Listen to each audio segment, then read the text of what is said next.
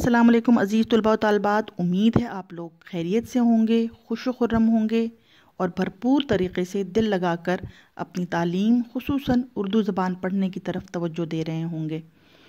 آج ہم علامہ اقبال کی نظم مرد مسلمان کے آخری شعر نمبر 8 کی تشریح پڑھیں گے۔ شعر نمبر 8 ہے: بنتے ہیں میری کار گئے فکر میں انجم، بنتے ہیں میری کار گئے فکر میں انجم، لے اپنے مقدر کے ستارے کو تو پہچان۔ حوالے متن کے ساتھ ہم ہر شعر کی تشریح شروع کرتے ہیں۔ اس کے علاوہ ہم اگر الفاظ کے معنی ساتھ لکھ لیں تو اس سے ہمیں شعر کی تشریح کرنے میں بہت زیادہ آسانی ہو جاتی ہے۔ املا کے بہت زیادہ خیال رکھیں گے اور شعر کی تشریح کو سمجھنے کا بہت زیادہ خیال رکھیں گے۔ کار گئے، کارخانہ، ہم نے پچھلے میں بھی پڑھا تھا اس کو۔ فکر، خیال، تصور یا سوچ کو کہتے ہیں۔ انجم، تارے، ستارے، نجم کی جمع ہے، ستارے اسٹار جو آسمان پر پائے جاتے ہیں۔ مقدر، نصیب کو کہتے ہیں، قسمت کو کہتے ہیں، بخت کو کہتے ہیں۔ پہچان، شناخت کرنا یا جاننا، اپنی پہچان۔ تشریح کے لیے حوالے متن لکھنا بہت ضروری ہے۔ یہ نظم علامہ اقبال کی مرد مسلمان ہے اور اس کے شاعر ظاہر علامہ اقبال ہمارے قومی شاعر ہیں۔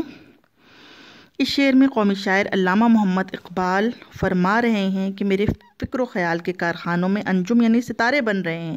میں جو سوچتا ہوں، چونکہ میں یہ سوچتا ہوں کہ میں ایک مسلمان ہوں اور میرے شب و روز سورہ رحمان کی صورت ہوں گے، تو میری جو سوچ ہے اس کے اندر ایک ستارے جیسی ہے، اس کے اندر ایک چمک ہے، اس کے اندر ایک اس طرح کی نور موجود ہے کہ جو میرے فکر و خیال میں میرا فکر و خیال کا جو کارخانہ ہے، میرے جو خیالات میرے دماغ میں آتے ہیں وہ تمام ایسے لگتے ہیں جیسے کہ ستارے جگمگا رہے ہوں۔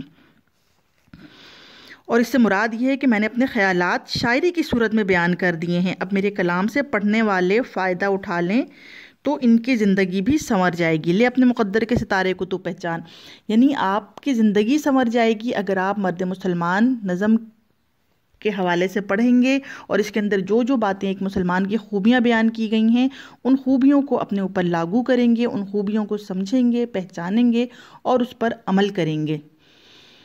عزیز طلباء و طالبات، آپ کی سماعتوں اور بصارتوں کا بہت شکریہ۔ امید ہے کہ آپ کو علامہ اقبال کی نظم مرد مسلمان کو سمجھنے میں کچھ آسانی پیدا ہوئی ہوگی۔